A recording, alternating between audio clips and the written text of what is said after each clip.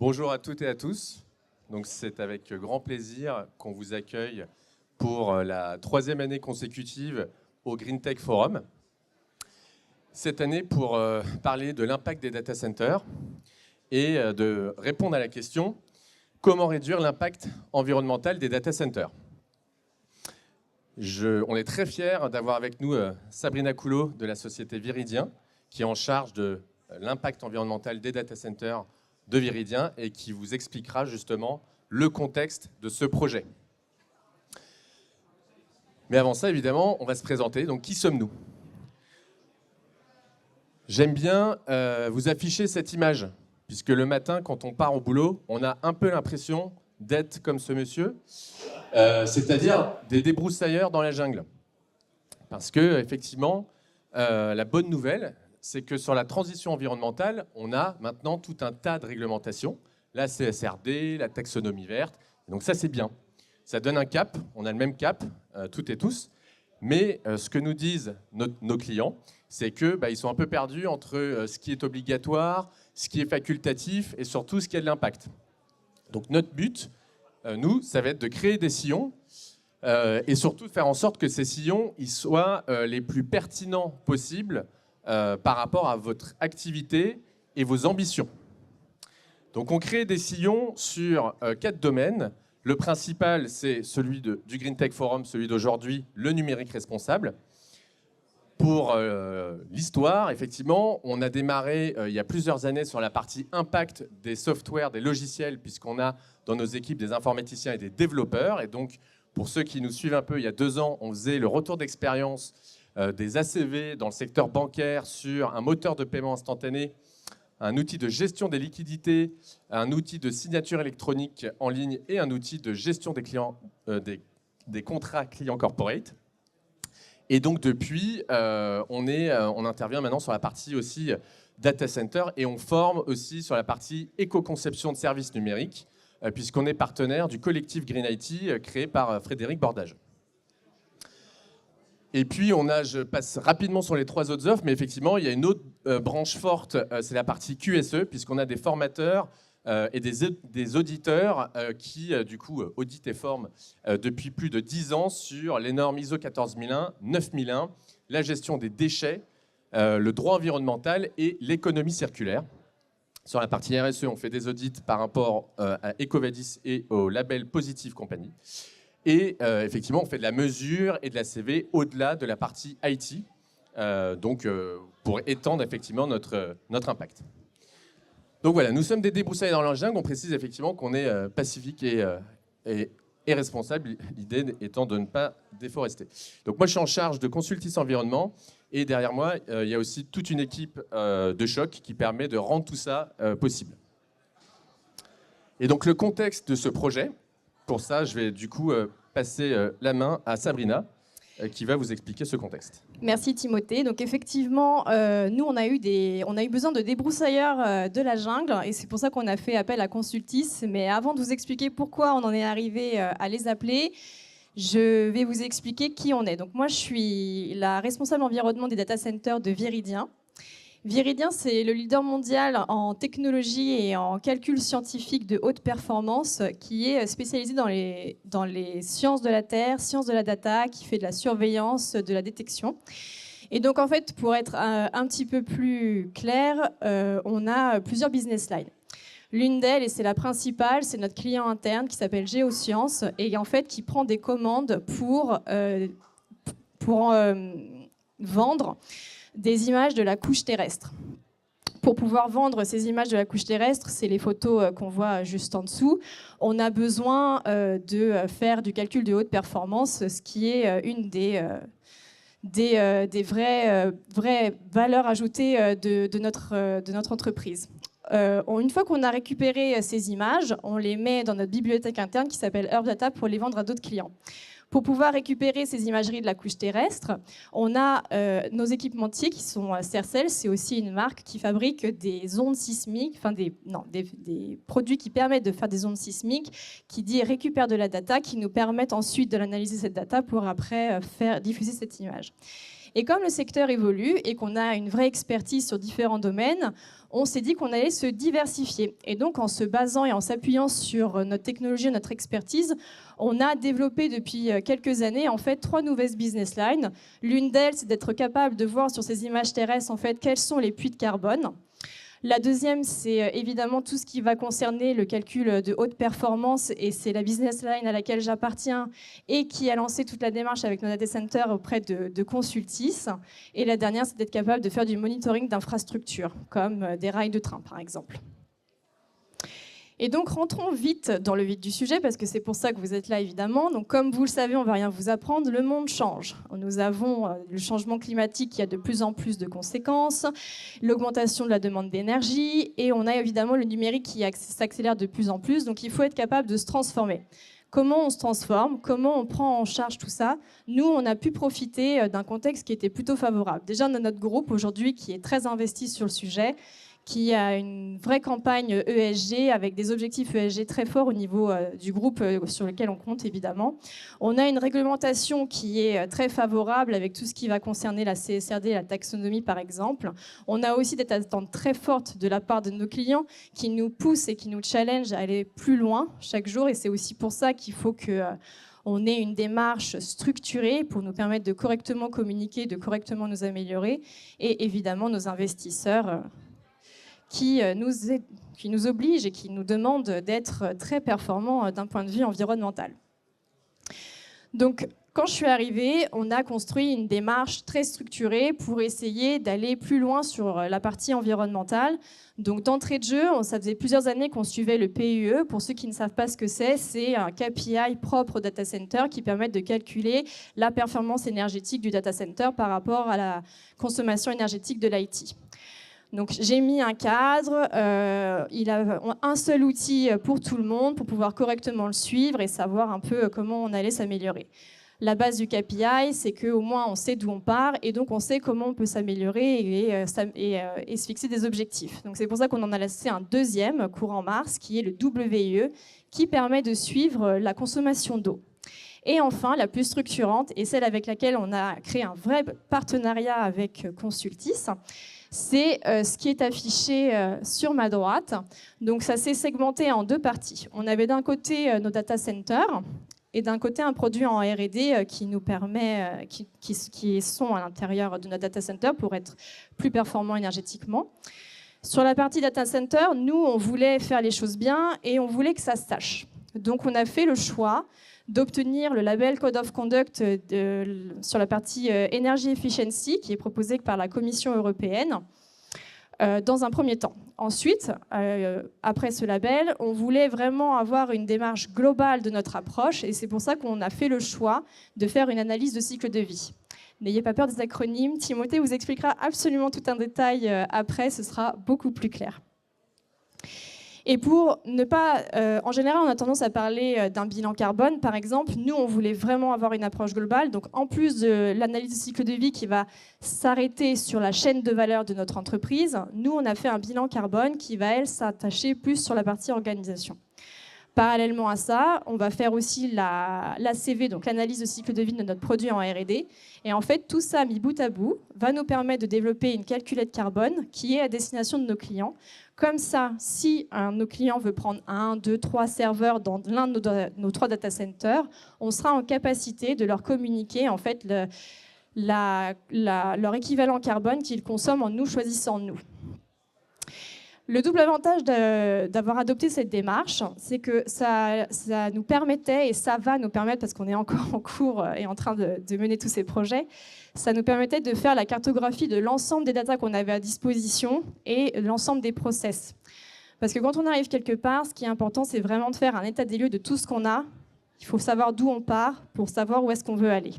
Et donc, une fois qu'on allait récupérer l'ensemble de ces datas et l'ensemble de ces process, ça va évidemment nous permettre de construire notre système de management durable pour après avoir des KPI qui nous permettront de suivre correctement notre démarche environnementale, fixer des objectifs pertinents, concrets et adaptés à nos besoins et à notre profil pour s'inscrire dans une démarche d'amélioration continue. Et donc là, Timothée, je te laisse la parole pour que tu expliques davantage les choses. Merci Sabrina. Donc effectivement, on va commencer par le COC. Alors le COC, c'est le Code de conduite européen des bonnes pratiques. Donc il faut savoir que la Commission européenne a défini 166 bonnes pratiques qui permettent de réduire les consommations d'énergie et les besoins de refroidissement des data centers. Donc ces bonnes pratiques, elles vont être catégorisées par domaine, par exemple sur le refroidissement. Donc par exemple, sur le refroidissement, donc c'est favoriser le confinement des allées froides et des allées chaudes. Effectivement aussi de favoriser le free cooling, mais aussi de quantifier le nombre de jours où votre free cooling fonctionne, puisque si vous mettez en place un free cooling, mais qui fonctionne que 2 jours par an, eh ben, la pertinence est faible. On a aussi effectivement des bonnes pratiques sur la partie équipement IT. Donc là, ça va être par exemple de classifier en fait vos serveurs ou l'ensemble de vos équipements IT par rapport à la classification HRAE. Donc c'est 5 classes, classe 1, 2, 3, 4, 4 classes. Et effectivement, le but, ça va être de déjà aller sur des classes plutôt vers la 3 et la 4, c'est-à-dire qui ont des plages de température et d'humidité larges.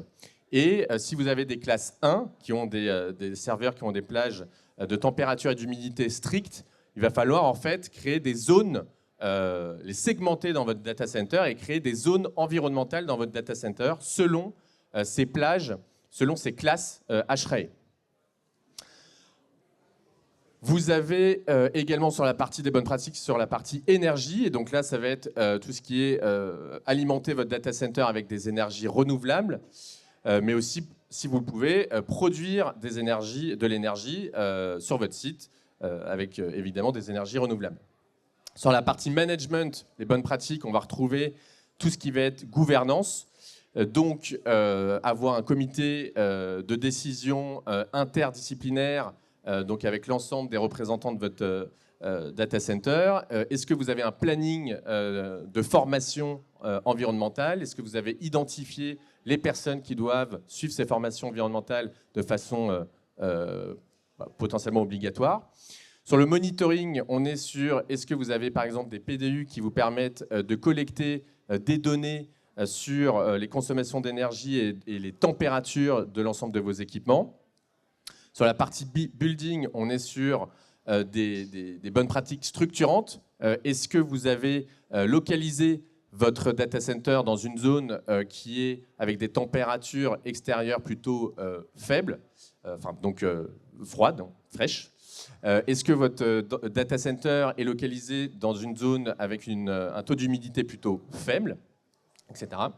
Et puis sur la partie autres équipements, là on est sur, on va dire, des bonnes pratiques un peu de second rang sur, par exemple, est-ce que vous avez mis des LED, on peut même aller sur la couleur de vos baies.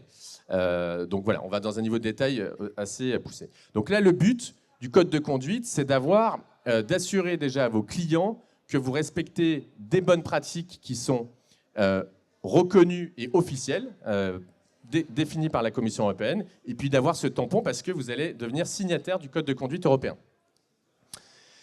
Donc la démarche, on va effectivement faire une visite, je vais aller un peu vite, mais on va aller faire une visite sur site du data center. Là, on va essayer de collecter un maximum d'informations. Ensuite, on va compléter avec des ateliers, puisque certaines informations sont tout simplement pas visibles visuellement sur le data center. Donc on va compléter avec des ateliers.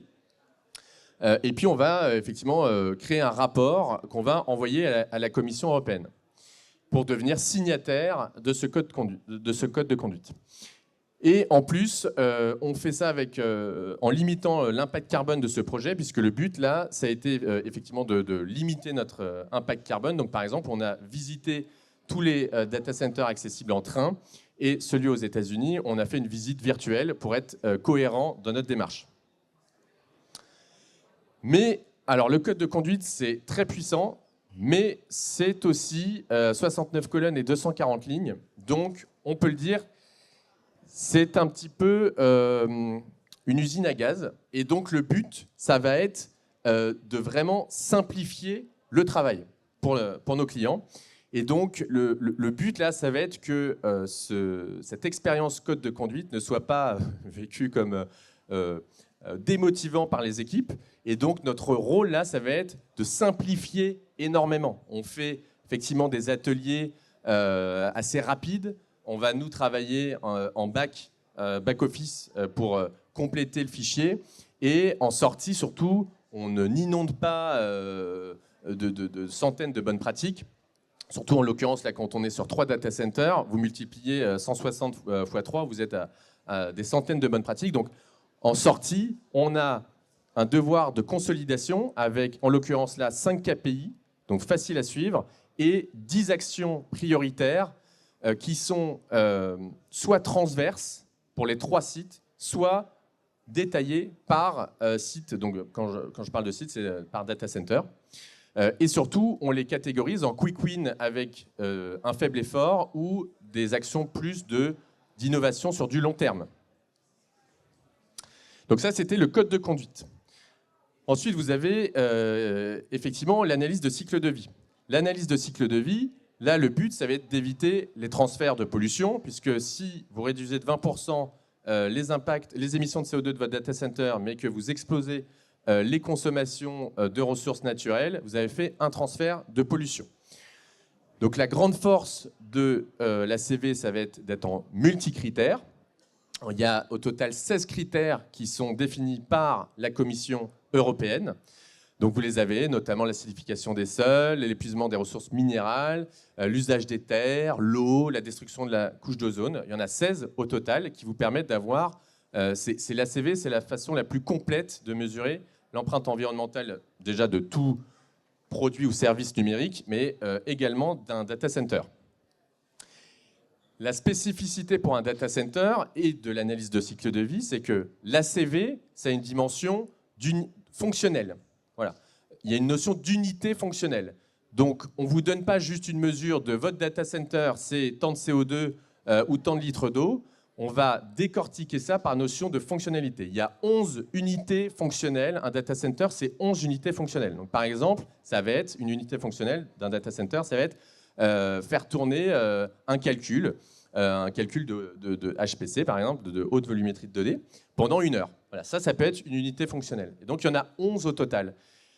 Et donc, le but, ça va être effectivement d'avoir des règles d'allocation entre l'impact total du data center et ses 11 unités fonctionnelles. L'ACV, c'est en cycle de vie complet. Donc, le data center, tout le matériel, on part de toute la matière qu'il va falloir extraire du sol, de l'ensemble des équipements, mais aussi on prend en compte, bien sûr, le bâtiment. Il y a une notion de BTP derrière, de nombre de mètres carrés, de la taille du data center. Et donc ça, c'est en amont et en aval jusqu'à la fin de vie. Ensuite, on part sur le bilan carbone du data center. Donc là, vous pouvez vous poser la question, pourquoi on fait un bilan carbone des data centers sur lesquels on a fait une ACV? Il y a 2 principales raisons. La première, c'est que les périmètres de l'ACV et du bilan carbone ne sont pas exactement les mêmes. Donc, notamment, sur le bilan carbone, on va aller beaucoup plus loin sur le scope 3, le fameux scope 3. Ça, c'est la première raison. La deuxième raison, c'est que l'ACV, aujourd'hui, vous n'avez pas de forte réglementation qui vous oblige à réaliser une analyse de cycle de vie. Quoique, si vous êtes soumis à la taxonomie verte, vous êtes très fortement incité à faire une ACV de vos data centers. Mais il n'y a pas de réglementation très stricte. Alors qu'à l'inverse, vous le savez, le bilan carbone, la plupart des entreprises aujourd'hui ont des obligations légales de faire des bilans carbone et de fournir cet impact par scope. Donc là, en fait, on va faire un travail supplémentaire. Et sur cette partie bilan carbone, nous, ce qu'on conseille et ce qu'on a conseillé effectivement à Viridien, c'est de s'outiller donc avec un outil qui va vous permettre de faire votre bilan carbone et surtout de piloter dans le temps. Il y a vraiment une notion là de pilotage dans le temps de votre bilan carbone par scope et de suivre vos trajectoires parce que vous devez rendre des comptes à vos clients sur cette partie-là. Je n'ai aucune idée du timing, mais c'est pas grave. Et le quatrième chantier, c'est cette fameuse calculette carbone. Puisque les clients finaux, vos clients finaux ou les clients finaux de Viridien, ils sont très contents qu'on ait fait une ACV du data center, mais eux, c'est pas forcément ça ce qui les intéresse. Eux, avoir l'empreinte totale du bâtiment, c'est pas forcément très concret. Ce qu'ils veulent, c'est quand ils font un calcul de 3 heures chez Viridien avec tant de volumétrie de données, quel est l'impact carbone de ce calcul? Et donc c'est ça ce que va faire cette calculette carbone.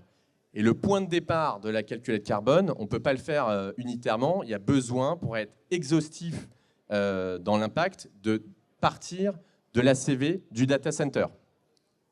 On va donc partir de cette ACV et avec des règles d'allocation, et notamment ce découpage par unité fonctionnelle, on va permettre aux clients de savoir, de façon précise, 3 heures de traitement chez Viridien sur les data centers en France ou en Angleterre, quel est l'impact carbone.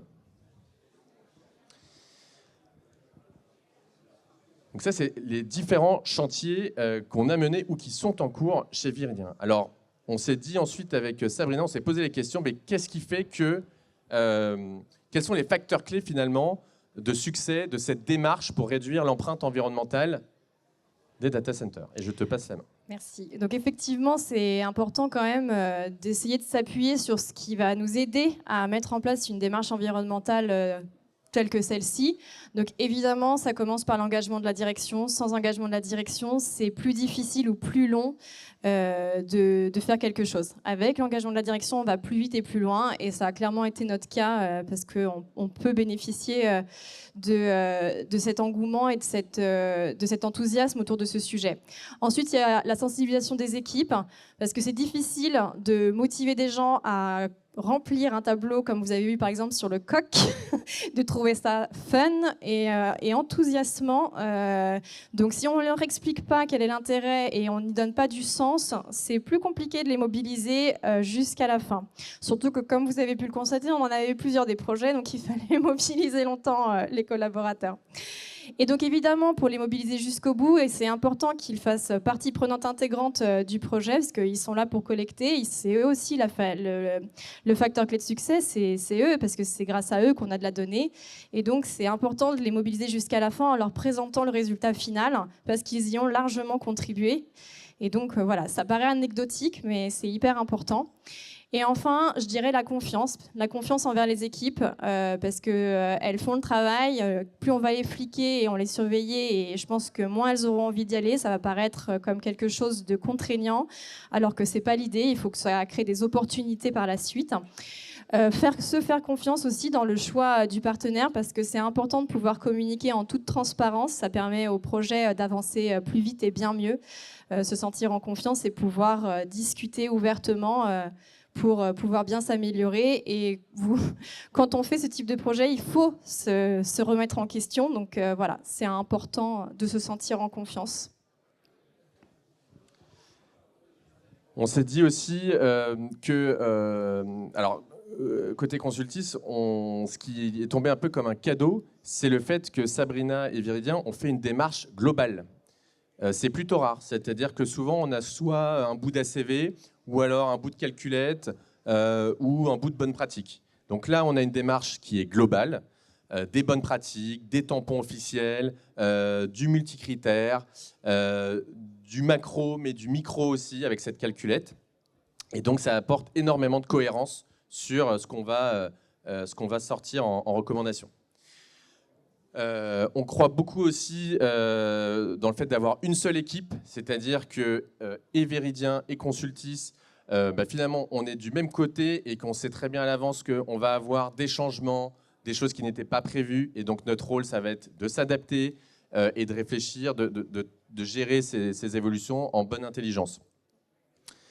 Personnalisé, parce qu'on utilise des normes, et donc ça c'est le point de départ, c'est pour avoir de la crédibilité, sauf que souvent, effectivement, ces normes, hors contexte, plus exactement appliquées à un contexte client, c'est pas toujours forcément ce qu'il y a de plus pertinent. Donc l'idée c'est de prendre aussi le recul suffisant par rapport à ces normes officielles en se disant, bon, cette norme pour ce client, finalement, ça se décrit de cette façon, ça se décline de cette façon. Je pense notamment à la classification HRAE. Dire par exemple à Viridien, dès demain, vous devez changer l'ensemble de vos équipements pour avoir de la classe 3, ça n'a pas de sens. Par contre, identifier, effectivement, classifier vos équipements existants selon cette norme, ça, effectivement, c'est réaliste et ça a de l'impact déjà. Et puis effectivement, un facteur clé de succès de cette démarche, c'est aussi de mettre en lien des gens qui ne travaillent pas forcément ensemble. Donc par exemple, des acteurs privés avec des universités, avec d'autres, des industries aussi, donc potentiellement des clients avec des industries qui seraient intéressés. Là, on parle par exemple de la récupération de la chaleur fatale. En fait, aujourd'hui, il y a un peu un trou dans la raquette, c'est-à-dire qu'il y a des recommandations sur le fait de comment on réutilise la chaleur fatale des data centers, mais concrètement, les solutions ne sont pas si simples que ça. Donc là, ça va être de dire, finalement, c'est une opportunité, allez nouer des partenariats avec des industries qui vont être en demande de votre énergie ou innover avec des universités. Il y a des universités qui actuellement travaillent sur cette question de chaleur fatale. Voilà, on a terminé et donc je pense qu'il nous reste quelques toutes petites minutes si vous avez des questions. Merci. Eh ben, tiens, je vais...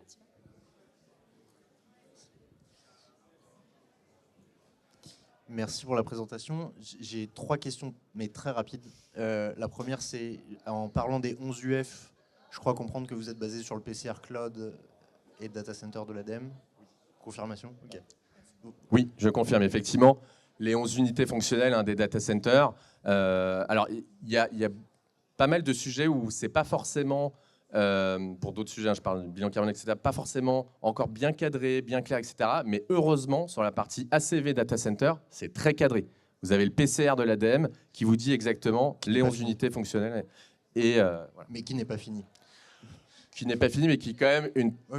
Mais non, mais c'est très bien. Bravo de l'avoir fait, alors qu'il n'est même pas fini. Vous êtes en avance. Bravo. Merci. Et ensuite, le deuxième partie, c'est comment vous avez pris en compte les autres normes de réglementation de réduction et de reporting sont l'Energy Efficiency Directive de l'UE, le décret tertiaire. Est-ce que c'est les choses qui ont été incorporées dans le projet? Par les normes de réglementation. Oui, alors déjà, sur le Code of Conduct, ça nous permettait de répondre au premier point, mais on va quand même publier nos KPI sur cette réglementation et le décret tertiaire ne s'applique qu'en France. Et en fait, nous, on est locataire, donc évidemment, on challenge notre propriétaire, mais... Bon, ouais, on est locataire. Non. Ok, ça marche. Et le troisième point, c'est comme vous avez fait de l'évaluation et mis en place un projet global, est-ce que vous avez déjà des insights de réduction grâce à l'évaluation que vous avez fait? Est-ce qu'il y a des key takeaways de la réduction des décès, mais chiffrés? Je ne sais pas si tu veux répondre. Donc, pas encore, puisque les rapports, là, on les a terminés il y a quelques semaines. Donc, il va falloir effectivement mettre tout ça en place. Et donc, on se donne rendez-vous dans un an pour les résultats au Green Tech Forum. Avec des actions. Bon. D'autres questions? Bonjour, merci pour la présentation. J'ai une question par rapport aux KPIs que vous utilisez. Quels sont...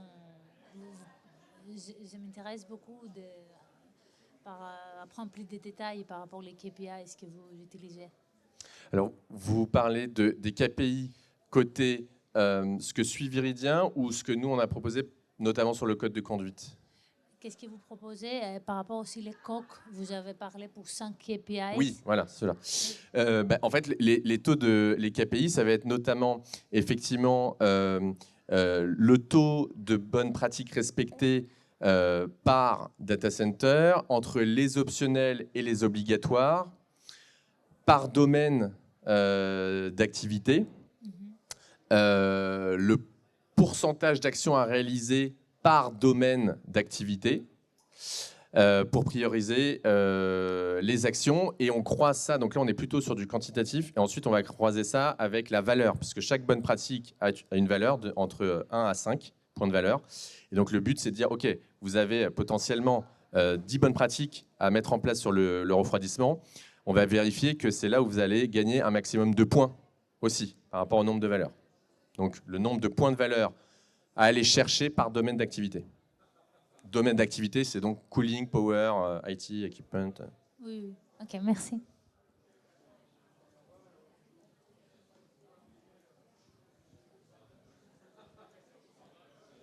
Merci.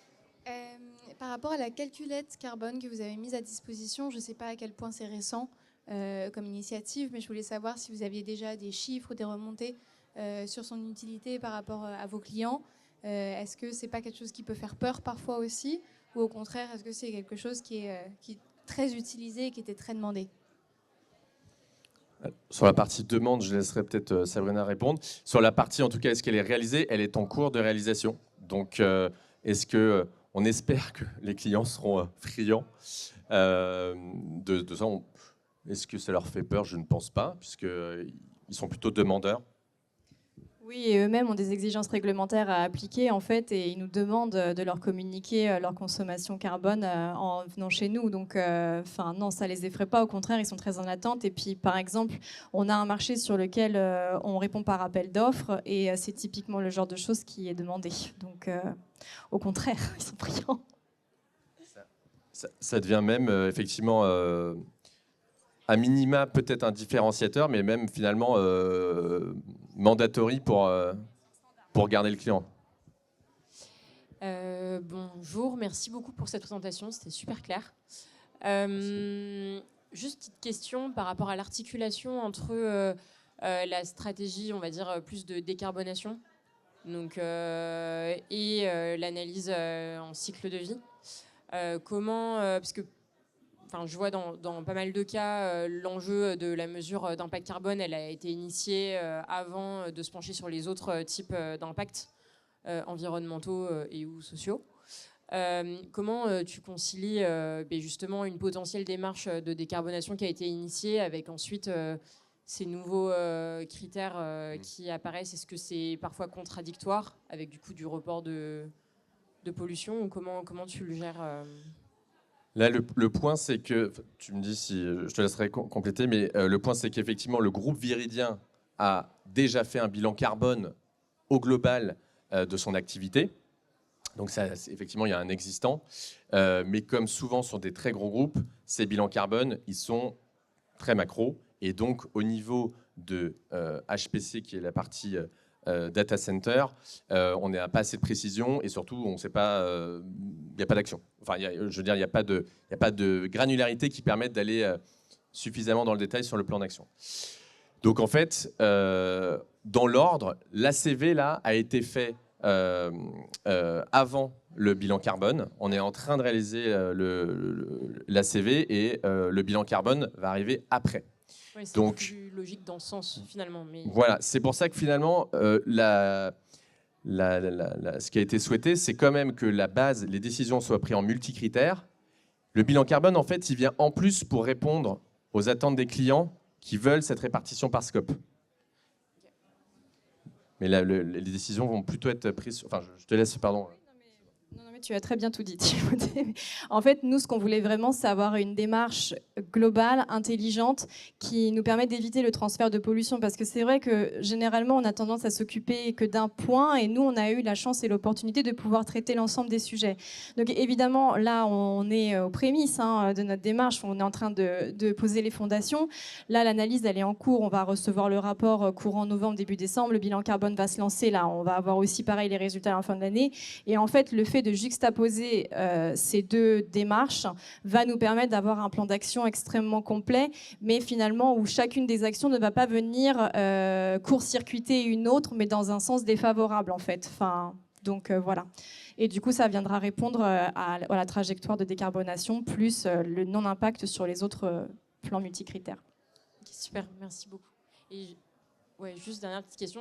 Ce que vous faites, Consultis, en termes de... Enfin, cette approche-là, vous le faites que, avec des gros guillemets, pour des data centers, ou vous le faites aussi au global, autre type de projet? Donc, effectivement, on le fait pour d'autres types de produits ou services. Ce que je disais, effectivement, c'est qu'historiquement, nous, on a démarré sur la partie software logiciel. Donc, on fait aussi des ACV sur... le cas qui est connu, c'est un site internet, mais on l'a fait sur un moteur de paiement instantané Donc finalement, on fait tous des paiements instantanés. Quel est l'impact derrière? Un outil de gestion des liquidités, un outil de signature électronique. Donc on le fait aussi sur d'autres, voilà, pas uniquement les data centers. Prochainement, sur la partie des ACV, sur les emballages carton. Donc voilà, l'idée c'est d'aller étoffer notre offre au fur et à mesure.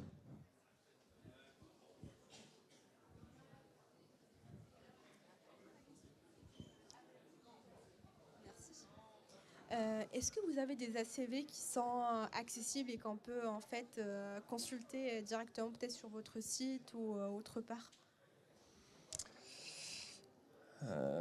Les résultats des ACV, il faudrait que je réfléchisse. Là, tout de suite, je ne pense pas qu'ils soient consultables en ligne. On avait fait, nous, côté Consultis, un outil qui s'appelle Ma Plateforme ACV, qui permet effectivement de consulter des ACV en ligne. Mais les résultats de nos clients, souvent, ils sont gardés en interne. Après, il y a les ACV un peu complètes où tu as tout le travail. Après, il y a des récaps où en fait, tu sors avec les actions à mettre en place, les key takeaways, etc. Et je pense que ça, les entreprises sont quand même, parfois ils le mettent en valeur, type La Poste et... Moi, je pense qu'il vaut mieux mettre en valeur les actions qui sont menées suite à la CV, qui sont souvent des données qui sont plus constructives. Effectivement, le bilan carbone, par exemple, est mis à disposition sur le site de l'ADEME. On peut les consulter, mais la CV, c'est quand même quelque chose de très, très complet qui va aussi toucher au cœur des activités d'une entreprise qui sont aussi parfois des avantages concurrentiels. Donc, c'est délicat de publier ce type de document. Maintenant, je comprends pourquoi est-ce que vous posez cette question. Maintenant, je pense malgré tout que le fait de faire une ACV avec un cadre normé et standardisé et que finalement après on mette en lumière comment est-ce qu'on s'améliore et quelles sont les actions qu'on mène est plus constructif et plus inspirant pour les autres entreprises que finalement de publier l'ACV qui n'est que de la donnée brute en fait. Peut-être une dernière question. Est-ce que vous utilisez votre propre méthodologie des ACV ou par exemple vous utilisez des Boavista ou une autre méthode? Donc la méthodologie, l'ACV, c'est encadré par les normes ISO 14040 et 14044. Nous, on suit ces normes-là. Et ensuite, vous avez effectivement des PCR, Product Category Rule, selon si c'est un service numérique, un data center, etc. Donc là, dans le cas d'un data center, on suit le PCR défini par l'ADEME. Ce que je disais tout à l'heure, c'est qu'il y a encore beaucoup de choses, parfois pas forcément cadrées, mais sur la partie ACV data center, on a un cadre qui est celui de l'ADEME, et donc on le suit. D'accord, merci beaucoup. Merci à toutes et tous.